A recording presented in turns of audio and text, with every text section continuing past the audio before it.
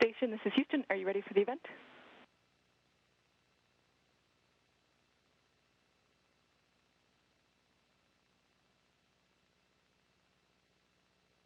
WPLG-TV, this is Mission Control Houston. Please call station for a voice check. Station, this is Gio Insignoras with WPLG-TV. How do you hear me?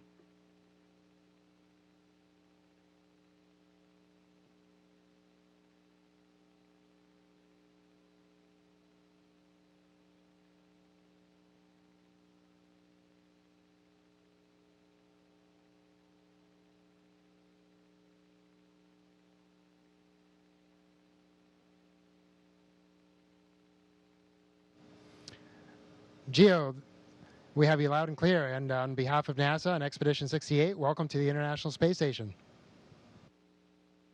Wonderful. Thank you, guys. Well, it's not often you get to talk to a couple astronauts from the International Space Station, let alone one from South Florida as well. So first things first, tell me, what exactly is the kind of work you guys are doing up there? What's the research you're accomplishing? And honestly, what's a regular day look like up in space versus what a typical 9 to 5 looks like all the way down here? Yeah, that's one of the beauties of being up here. Obviously, we get some amazing views, but every day is different. You know, sometimes we get really lucky and we get to do something really cool like a spacewalk, but sometimes we get to do really cool science. Right now, we're growing tomatoes. We're looking at different cooling systems for computer systems. We're even doing research on ourselves. A lot of times we do maintenance on the station itself, right, because we have to keep it up and running. But the bottom line is every day is different, and that's one of the things that makes it being up here really cool.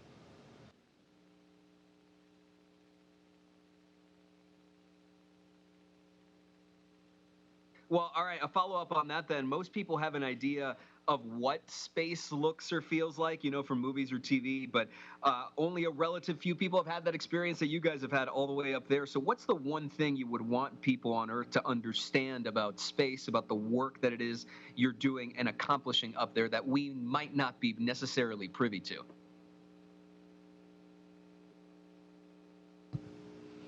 Hey, Gio. Well, yeah, we are very fortunate to be up here, very fortunate to be part of this team.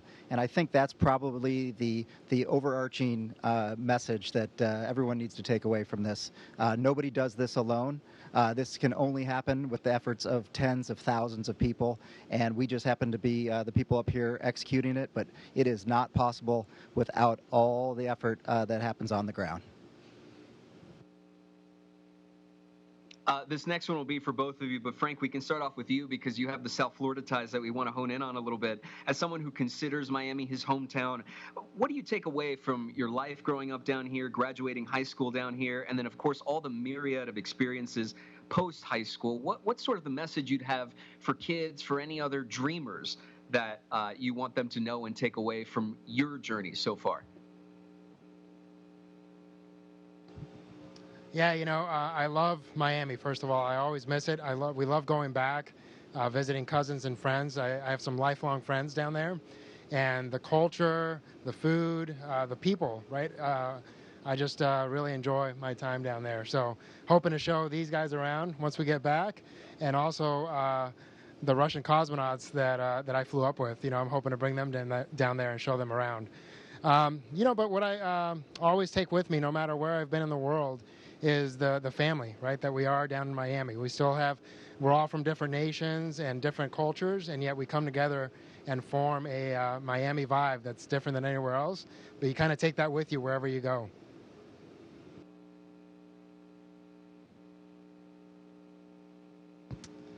Just real quickly, the way I ended up here is something I call academic courage. A lot of these things that we do seem really daunting and really overwhelming at first. It started with me as an undergraduate in studying physics. Physics was something that I did not really get as a high schooler, and that's actually why I pursued it in college and then eventually in graduate school. You just need to understand the language, and that applies to what we're doing here on the space station. It applies to aviation. It applies to science. Once you know the language, these kind of things are certainly achievable, and you just need to have the right mentors and team members and a little bit of courage, and you can get it done. You guys mentioned the team members. Yeah, and there. Gio, one thing that Yes, go ahead. Sorry, go ahead. No problem. One thing that I would add to that is, it's awesome to be a dreamer, right? We all need to have big dreams, big goals. But it's also great to be a doer, right? At some point, you got to have a plan towards achieving those goals, and you just got to take it a day and a step at a time. I think sometimes we get lost in thinking of the end goal, when the reality is you just got to attack each day and do your best to make that day success. Well, it's funny you mentioned that in terms of achieving your end goal. We all know that in life, it's never a straight line up. It's a bunch of ups and downs. And I think what's interesting and what I think a lot of people would like to know is what were some of those downs that you guys had to push through to get to where you are right now? And how does that dynamic work when you take it with you, not literally on Earth, but now you're in space having to work together and get through some issues also from time to time? Yeah, that's okay. I think he handed it to me because I've had more downs. I'll tell you, it starts with academics, right? When things are an incredible challenge. I remember one of my really early undergraduate physics tests, getting a number back that didn't really make any sense because I thought it was out of a scale of 100. And you take these licks and you keep getting back up. I'll tell you, we still make mistakes now. We're human. And I think that's what the most important message that I got from my upbringing, and I still learn it here every day. It's not that you're going to be perfect. It's not that you're not going to make any mistakes. What's important is how do you bounce back? How do you react after the mistake is done? Because like Frank was saying, sometimes we're fortunate enough to go outside and do really difficult things like a spacewalk. And if you make a mistake out there, you need to be able to deal with it and not fold. And so that's what all our training and all our background has prepared us for.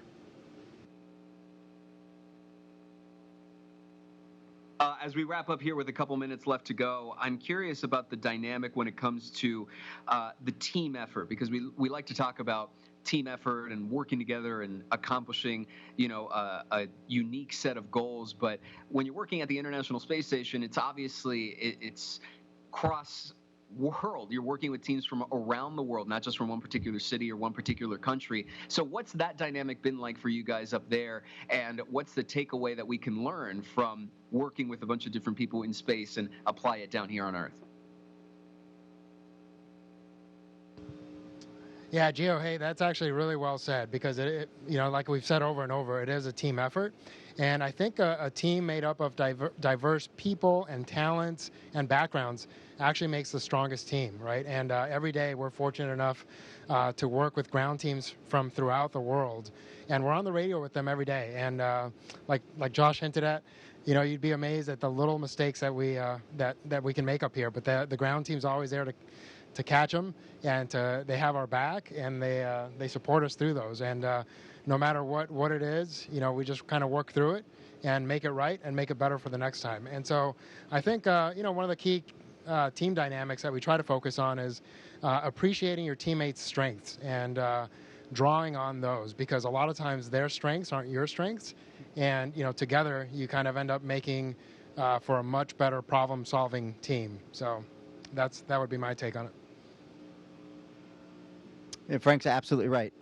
If we all try to solve the problem the same way, there are certainly going to be instances where we don't get the problem solved. And Frank is right. We have the support from the ground to catch us, but we're also an asset for them because we're able to catch some things that maybe they don't have the perspective on because they're not actually here. But you couldn't be more right. The team dynamic is really important, and it's often the perfect fit. I don't particularly care for Frank, but we're still getting the job done.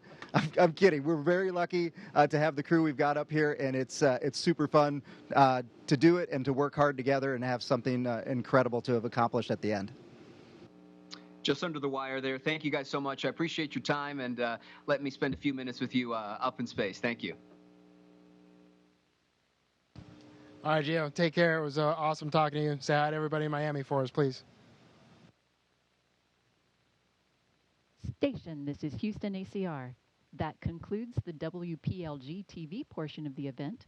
Please stand by for a voice check from KFAN-FM. Station, this is Zach Culverson with KFAN. How do you hear me? Oh, no. Oh, no. Hey, Zach, we've got you loud and clear, and welcome to the International Space Station. So good to be here, gentlemen. So excited about this. And wow, I'm watching the NASA TV feed right now, watching you guys floating around in space. This is an incredible honor. And Josh, I want to start with you because as a proud White Bear Lake kid, make that known on this radio show, it is so cool to know that somebody who walked the same halls that I did growing up as a White Bear Lake grad, you did the same thing. Can you just speak to your time here in Minnesota and how you made it from Minnesota all the way to space? Well, first, Zach, we got to start with Go Bears. That's so cool that we went to the same high school. Yeah, I'll tell you what. Minnesota was exactly where I needed to be. It set the foundation that I needed academically and socially. In fact, I got to go back to White Bear about 6 years ago or so and talk to the high school. And in fact, it was about 25 years after the fact, but I finally got my high school diploma that was locked away in a file cabinet that they didn't give me because I owed them a little bit of money for a stolen baseball jersey. Go ahead, Corey. Well, I can ask Frank this since Josh just took that one. Frank, we were just talking on the morning show yesterday that I'm 42, and I was asking if I went to Denver and just started living in Denver, would I ever get tired of the mountains, or would I just always be blown away by them because I didn't grow up with them? And I'm thinking, if you've been on the International Space Station for a couple of months, do you wake up in the morning and look out the window and say, yeah, I've seen this for 60 or 70 straight days? Or is your mind blown daily looking out that window? Yeah, looking out the window, for sure, your mind is blown daily. And try to make it a point. Unfortunately, we don't have windows in our rooms. And so just to get out and look out the window at least 5 minutes a day. You do have a ton of work and research that we're doing up here. And so, unfortunately, we don't get to spend our entire days just looking out the window. That'd be pretty cool, though. But yeah, every day I try to get out there just to remind myself where I am and how amazing this opportunity is. Josh, this is. And I'll tell you what, I was just going to say about the view. We have to work out 2.5 hours a day because we're incredibly lazy the other 21 and a half. Like right now, we're not burning any calories. We're not stressing our bones. But I'll tell you what, the coolest thing, nobody likes doing crunches, but when we do crunches here, every time we sit up, we're looking right out the cupola, and we're looking at that beautiful planet. So we actually do get some time there for the views, just as long as we can keep the crunches coming. Josh, this is Paul Lambert. As a Minnesota high school grad, how do you follow the local sports teams back here, and was it fun, if you can follow it from afar, following all the Carlos Correa news?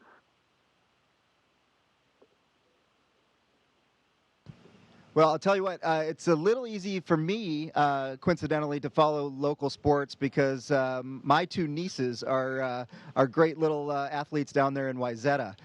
So we try to get there back to Minnesota when we can. I don't have family back in Minnesota these days, but we certainly have friends and family. That's how we stay plugged in. To the general question about staying plugged into sports, Frank takes care of that for us. He makes sure that we definitely have a feed up from ESPN whenever we can, when there's big sports on the docket, and we've got a screen that we hang over one of the hatches, and we can watch some big games. And I think Frank was up almost all night on Monday night for the championship game. Josh, Mark Rosen here. Is there an appreciation for where we all live when you look down on Earth that's just not possible when we're going through our daily lives? Is there kind of more of a global feeling that you just can't comprehend that we are alone, basically, and this is our planet?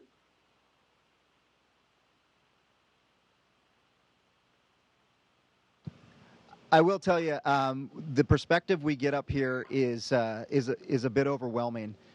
When you look down on that beautiful planet, and by the way, there is no part of the planet that isn't beautiful, you just see how incredibly lucky we are. We've won the lottery in terms of the universe. We've got this beautiful but incredibly fragile atmosphere that keeps us alive, and it is just it puts things in perspective because you can look down and you know that, hey, some groups of people aren't getting along, and you can realize, wow, it's not worth it. We all are in the same boat, literally, in this universe, and some of the things that we're not getting along about are certainly not worthwhile when you've got this kind of perspective. Hello, gentlemen. Chris Hockey of the Power Trip Morning Show here in Minneapolis. Honored to talk to you both, Josh and Frank. And by the way, if you're just tuning into the Power Trip, we are talking live to the International Space Station as we speak. Frank Rubio, if you don't mind, I'm not sure how to address you, so I'm just going to call you Frank.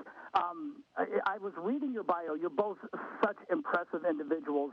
You've done so much in your lifetimes. And I was wondering, knowing in all the dangerous situations you've been in, Frank, including, by the way, being a battalion surgeon for the 3rd Battalion, 10th Special Forces Group in the U.S. Army, you get up to the space station, and I would guess everything seems to be very just serene. Do you have to remind yourself that you are in danger at any moment because of things that could go wrong up there when it's so serene all the time? Feeling good until then. Yeah, neither of us were actually aware of that until you just said it. So, no, I think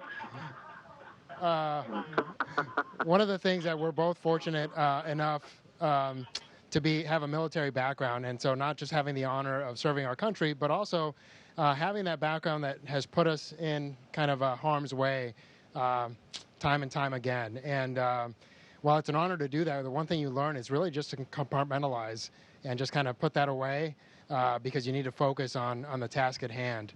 And so I think up here, honestly, I think those things cross your mind right before launch. But then as soon as the rocket ignites, you're focused on the rocket and getting it up here safely. Same thing when you're stepping out of the hatch for your first spacewalk, right? You think about what you're doing for a split second, and then for the next 8 hours, you're really focused on getting your job done and doing it right. So yeah, I think we've all kind of learned that task of compartmentalizing throughout our lives, and we're all pretty good at it. Hey guys, Mark Parrish. Frank's absolutely right, and I think it speaks to our training. Sorry, I stepped on you. Go ahead. No, I think I did step on you guys. Sorry, guys. Mark Parrish. I'm really. I don't know if you guys have gone through this yet. If you've gone out to outer space and come back to Earth, but I'm wondering about getting back home and what's it like to walk. I mean, getting off a boat after an hour or two is a little bit. The legs are a little bit weak there. So I wonder what you guys are like when you get home. Yeah, so Frank's going to land on terra firma, and I'm going to land on the water. And as a Navy guy, I've had plenty, so I don't necessarily need that extra time on the water. But you're right. We are, even though we've been working out a ton, our vestibular system is kind of a mess, and Frank can probably talk to that a little bit more as a physician. But yeah, the first couple weeks are, just trying to get back on your feet, quite literally sometimes, and we're probably not driving a car for 2 weeks or so, and probably not flying an airplane for even a couple more.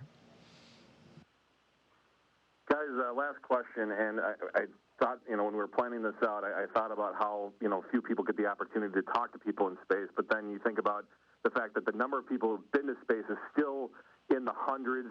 Can you talk about the honor and the privilege it is to be up there and be able to see this planet from above? Yeah, it's absolutely humbling, really, is the bottom line. Not just to have that privilege, but also to represent the amazing teams that we're a part of, right? The NASA team, the military, the Navy, the Army, our states. So yeah, I mean, every day you look out that window, you feel amazed, but also every day you kind of think about what an amazing honor and a privilege this is. And that's kind of motivates you to do your best. And so, yeah, hopefully more and more people will get this opportunity, and we look forward to helping to make that happen. Josh, Cassada, Frank Rubio, thank you so much for joining us, guys. Best of luck with the rest of your mission. And Josh, if you ever find yourself back in Minnesota, please feel free to swing by the studio. We'd love to have you in. Oh, that sounds awesome. I'd love to take you up on that. Guys, thanks a lot for coordinating this. It's been all our pleasure. And, again, you can't say it too often. Go Bears. Thank you, gentlemen. Wow, what an honor. And well done. Well done there for Zach Halverson. Nice job, Zach. Station, this is Houston ACR. Thank you. That concludes our event. From WPLG-TV and KFAN-FM station, we are now resuming operational audio communications.